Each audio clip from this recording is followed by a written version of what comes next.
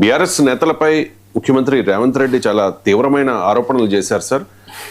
కర్ణాటక వెళ్ళి లేకపోతే వేరే రాష్ట్రం వెళ్ళి అక్కడ బీఆర్ఎస్ నేతలు రాష్ట్రం నాశనం అవ్వాలని, రాష్ట్రంలో కరువు వచ్చి ప్రజలు ఇబ్బంది పడాలని, ప్రభుత్వం బద్నాం అవ్వాలని చేతబడులు అఘోరా పూజలు చేస్తూ ఉన్నారు అంటూ ఆరోపించారు.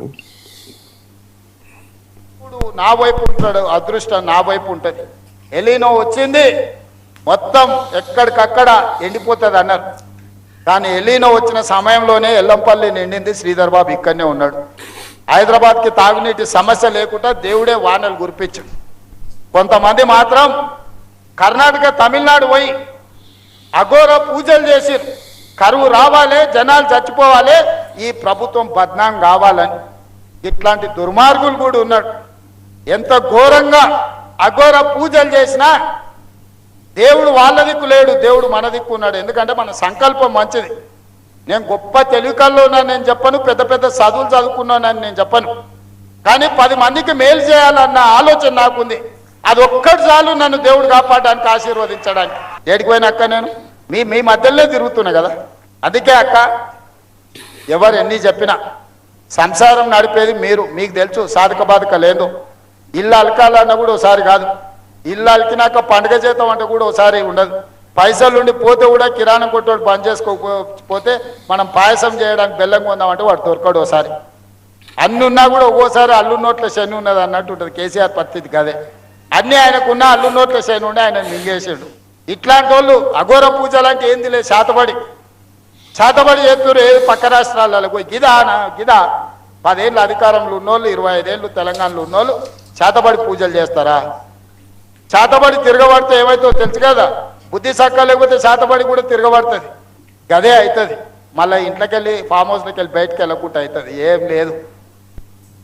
ఏంటి సార్ ముఖ్యమంత్రి పదే పదే చేతబడి అంటూ ఉన్నారు అంటే మంత్రాలకు చింతకాయలు రాలవని ముఖ్యమంత్రికి తెలియదు అంటారా?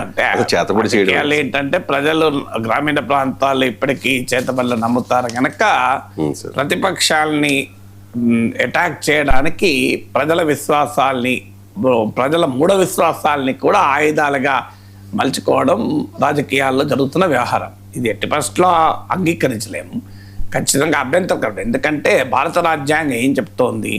సైంటిఫిక్ టెంపర్, శాస్త్రీయ దృక్పథం పెంచాలి అని చెప్తున్నారు. ఇప్పుడు ముఖ్యమంత్రులే చేతబడులను లెజిటిమసీ ఇస్తే, ప్రమోట్ చేస్తే అది ఎంత ప్రమాదకరం. నేను ఎమ్మెల్సీ ఉన్నప్పుడు నాకు అనుభవం. ఇక్కడే మనకు జడ్చర్ల దగ్గర కేశవపట్నం అని ఒక ఊరు ఉన్నది. ఆ ఊరిలో ఒక మహిళ చెరువులో దూకి చనిపోయింది. ఆ పక్కనే స్కూల్ ఉంటుంది, చెరువు పక్కనే. మీకు ఒక్కసారిగా ఒక మూఢనమ్మకం, ఒక మూఢ విశ్వాసం, వదంతి వ్యాపించింది. ఆ చనిపోయిన ఆమె దయ్యమై స్కూల్లోనే ఉంది అని. దాంతో పిల్లలందరూ భయపడడం మొదలుపెట్టారు, తల్లిదండ్రులు భయపడి బడి స్కూల్ మానేశారని చెప్పి మాకు వస్తే జన విజ్ఞాన వేదిక వారు నా దృష్టికి పట్టుకొచ్చారు. నేను అన్నాను మనమే పోదాం అని ఒక పిలిపించాం. దయ్యంతో ఎమ్మెల్సీ ముఖాముఖి అని ఒక కార్యక్రమం ఇచ్చాను. నేను రాత్రంతా పోయి ఆ చెరువు దగ్గర కూర్చుంటాను. మిడ్ నైట్ అమావాస్య రోజు మధ్యరాత్రి, మళ్ళీ మామూలు మధ్యరాత్రులు కాదు, అమావాస్య రోజు చిమ్మని చీకట్లు కదా, కటిక చీకట్లు ఉంటాయి. అమావాస్య అర్ధరాత్రి రోజు దయ్యంతో ఎమ్మెల్సీ ముఖాముఖి. నా ఉద్దేశం ఏంటి అంటే, ఇలా నేనే రాత్రంతా కూర్చొని బయటికి వచ్చి ఉదయాన్నే ఊరంతా తిరిగి చూడు నాకేమన్నా అయిందా, ఈ దయ్యాలుండవు, భూతాలుండవు, చేతబళ్ళు ఉండవు, ఇలాంటివి ఏవి ఉండవు, మీరు నమ్మకండి అని ప్రాక్టికల్గా చూపెడదామని వెళ్ళాను.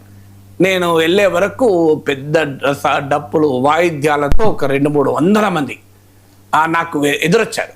నేను కారు దిగడంతోనే పెద్ద ఎత్తున నాకు స్వాగతం పలికారు. నేను చాలా ఆనందపడ్డాను. అబ్బో ప్రజల్లో ఇంత చైతన్యం వచ్చిందని.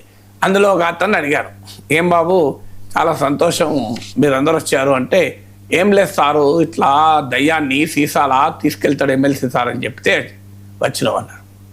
అంటే నేను వెళ్ళింది దీనికి, వాళ్ళ దయ్యాన్నట నేను వచ్చి సీసాలు పట్టుకోపోతున్నట, భూత వైద్యున్నట నేను. అంటే ప్రజల విశ్వాసం ఎలా ఉంటుందో చూడండి. నేనొక్క ప్రజల్లో చైతన్యం పెంచడానికి పోతే దాన్ని వెళ్ళి ఏమనుకున్నారు, నేను ఒక భూత వైద్యులు వస్తాను ఎమ్మెల్సీ సారు వచ్చి దయ్యాన్ని సీసాల పట్టుకపోతారని. నేను అప్పటికి అందుకే ఆ రాత్రంతా కూర్చొని, అమావాస్య రోజు ఆ రాత్రంతా అక్కడే కూర్చొని తెల్లారి ఉదయాన్నే ఊర్లోకి వచ్చి చూడండి అయ్యా దయ్యం ఉండదు, దయ్యాల భూతాలు ఉండవు, ఇలా మీ పిల్లలు చదువు నాశనం చేసుకోకండి అని వాళ్ళందరికీ అప్పీల్ చేసి మళ్ళీ ఆ స్కూల్లో పిల్లలు వెళ్ళేలా చేశారు. సో అందువల్ల మన నాయకత్వం యొక్క లక్షణం ఏంటి, నాయకుల పని ఏంటంటే ఆ మూఢనమ్మకాల్ని మూఢ విశ్వాసాల్ని సమాజంలో అనేక కారణాల రీత్యా చాలామంది నమ్ముతారు, ప్రోత్సహిస్తారు. ప్రజల విశ్వాసాల్ని మార్చడం నాయకత్వం అవుతుంది. ప్రజల విశ్వాసాల్ని ఆయుధాలుగా మార్చుకోవడం నాయకత్వ లక్షణం కాదు. అందువల్ల అందులో ముఖ్యమంత్రి స్థాయిలో మాట్లాడితే ఏమైతుందంటే వాటి క్రెడిబిలిటీ, లెజిటిమసీ వస్తుంది. మనము అపోజిషన్ అటాక్ చేస్తున్నారని అనుకుంటారు, కానీ ఇలాంటి విశ్వాసాలు సమాజానికి మంచిది కాదు, సమాజ ప్రగతికి మంచిది కాదు. ఎందుకంటే మన దేశంలో చాలా విచిత్రమైన పరిస్థితులు ఉంటాయి. ఆ కేశవపట్నం గ్రామం నుంచి చూస్తే రాజీవ్ గాంధీ ఈ శంషాబాద్ ఇంటర్నేషనల్ ఎయిర్పోర్ట్లోకి వందల దేశాల విమానాలు దిగుతూ ఉంటాయి, వెళ్తుంటాయి. అది ఆ టెక్నాలజీ ఎంత గొప్ప టెక్నాలజీ చూడండి. మీకు ఇక్కడ పక్కనే గ్రామంలో ఇంకా దయ్యం అని జనం నమ్మడం. ఒక ఆధునిక టెక్నాలజీ ఒకవైపు ఉంటుంది, అంధవిశ్వాసాలు మరోవైపు ఉంటాయి. ఇది మన దేశంలో ఏకకాలంలో ఉంటాయి. అందువల్ల దాన్ని మనము ఎంకరేజ్ చేయకూడదు.